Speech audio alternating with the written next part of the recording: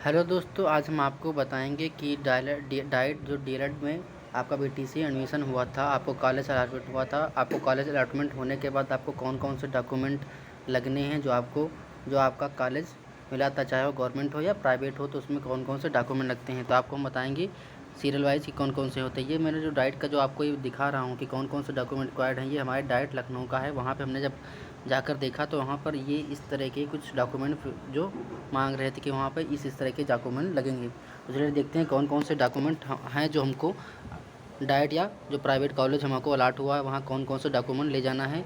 और हम नीचे वीडियो में बताएंगे कि जो हमारा नोटरी रहता है उसका प्रोफार्मा क्या रहता है, उसका ड्राफ्ट क्या रहता है, उसका प्रारूप क्या रहता है, कि किस तरह का हमको प्रोफार्मा दिया जा रहा है कॉलेज से, और उसका उसी तरह का प्रोफार्मा ले जाकर हमको कचहरी में जो वकील होते हैं उनसे बनवाना होता है 10 रुपये के स्टाम्प पेपर पे। जो हमारा स्टाम्प पेपर रहता है वो नॉन जुडिकल टाइप रहता है, ठीक है।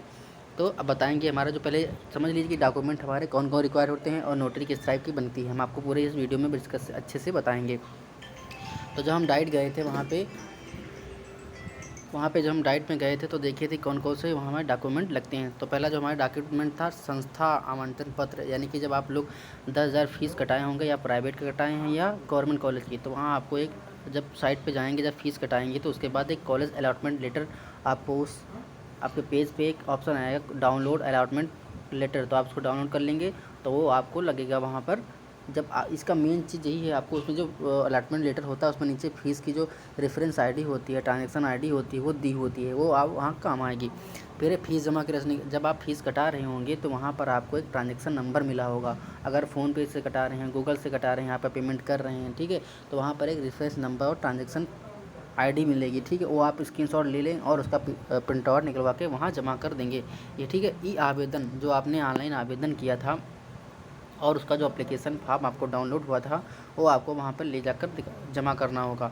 फिर नेक्स्ट है हमारा बैंक ट्रांजेक्शन या चालान पर्ची। फिर वही हुआ है फीस जमा रसीद, कहने का मतलब है वही ट्रांजेक्शन आईडी जो लग रही है वो आपको जमा करनी होगी वहाँ पर। फिर है अगला है 5वें नंबर पे कह रहा है हाई स्कूल का अंक प्रमाण पत्र या अंक पत्र, ये दोनों जो चीज़ें हैं वो एक ही हैं। यहाँ पे अलग अलग लिखाया गया है। मैंने जाकर जब वहाँ अपना डॉक्यूमेंट वेरिफिकेशन करवाया था तो वहाँ पे दिखा रहा था कि दोनों जो चीज़ दिखाई गई हैं वो एक ही चीज़ हैं। वहाँ हाई स्कूल का अंक प्रमाण और प्रमाण पत्र और अंक पत्र कोई दूसरा नहीं है। बस ये होता है कि सीबीएसई बोर्ड में कभी कभी जो मार्कशीट हमारी बाद में आती है तो वहाँ पे प्रोविजनल लगता है। तो उसी प्रोविजनल मतलब है कि किसी की हाई स्कूल मार्कशीट नहीं है तो उसका प्रोविजनल काम होता है, वही प्रमाण पत्र होता है।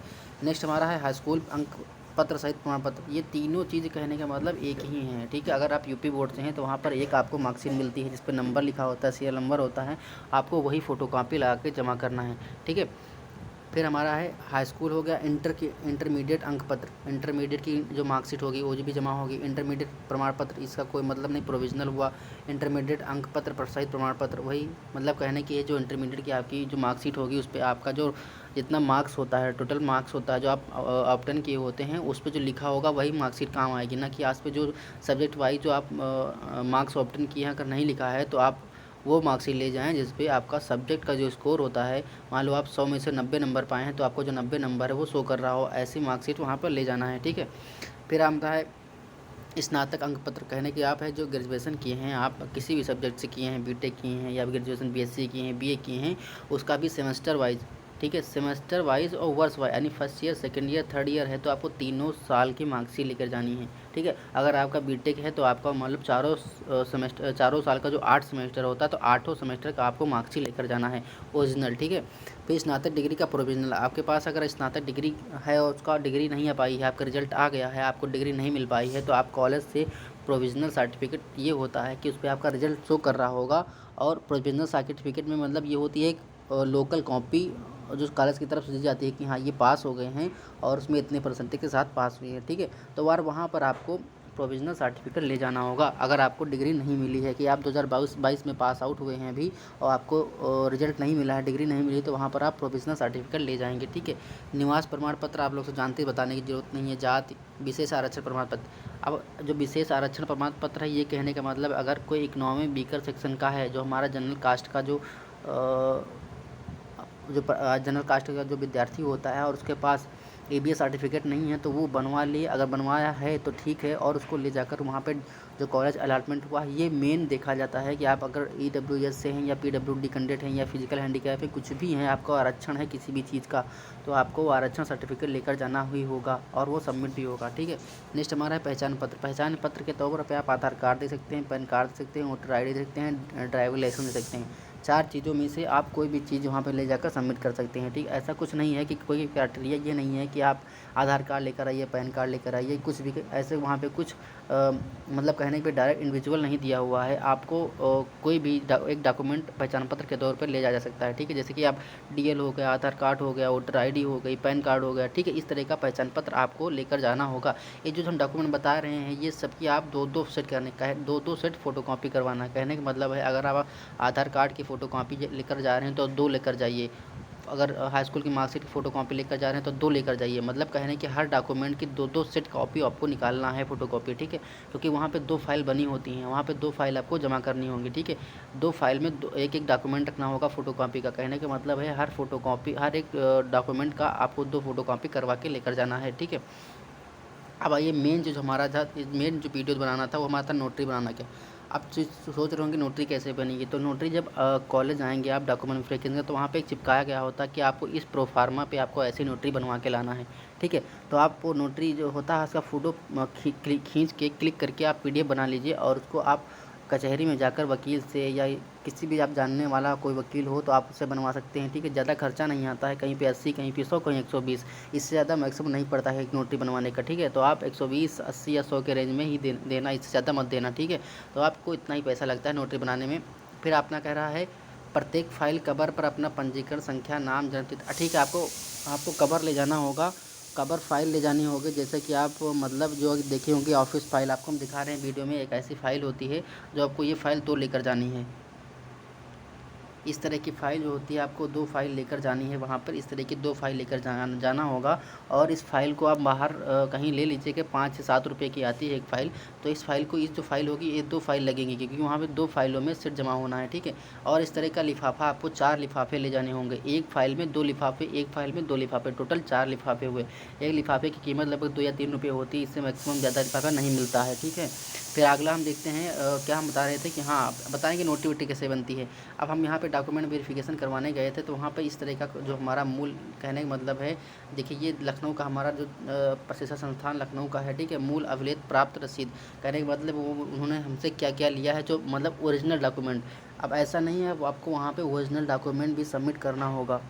कहने का मतलब आपको ओरिजिनल डॉक्यूमेंट भी सबमिट करना होगा। हाई स्कूल की मार्कशीट, इंटर की मार्कशीट, आय, जाति, अगर आय नहीं लगती है, जाति और निवास लगता है। और अगर आप EWS से हैं यानी कोई आरक्षित वर्ग से हैं तो आपको उस आरक्षण वर्ग का आपको सर्टिफिकेट लेकर जाना होगा, ठीक है। तो यहाँ पे हमने देखो क्या जमा किया था, हमने अपना हाई स्कूल मार्कशीट दिया था, ठीक है, इंटर मार्कशीट दिया था, ठीक है।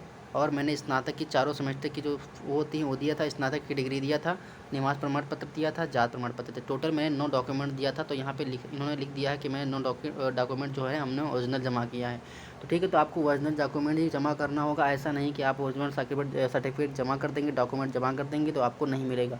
आपको जब रिक्वायरमेंट होगी तुरंत वहाँ पे एप्लीकेशन लिखिए और आपके क्लास टीचर या जो प्रवक्ता हैं डाइट के, उनको आपको प्रिंसिपल उनसे भी सबमिट करवा के आप एप्लीकेशन वहाँ से आप ओरिजिनल डॉक्यूमेंट ले सकते हैं, ठीक है। ऐसा नहीं है कि आप एक बार जमा कर दोबारा नहीं मिलेगा आपको जब रिक्वायरमेंट तो आप वहाँ से निकलवा सकते हैं, ठीक है।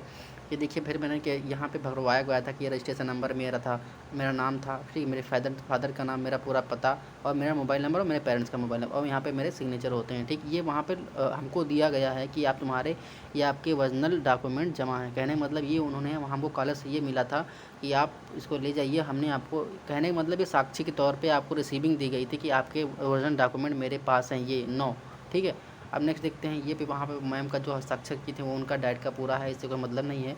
अब हम आते हैं इस तरह के स्टाम्प पेपर पे। तो इस तरह का कुछ स्टाम्प पेपर आपको दिया होगा। ये हमने एक ऐसा नहीं तो मैंने इसे नेट से डाउनलोड किया था 20 रुपये का स्टाम्प पेपर।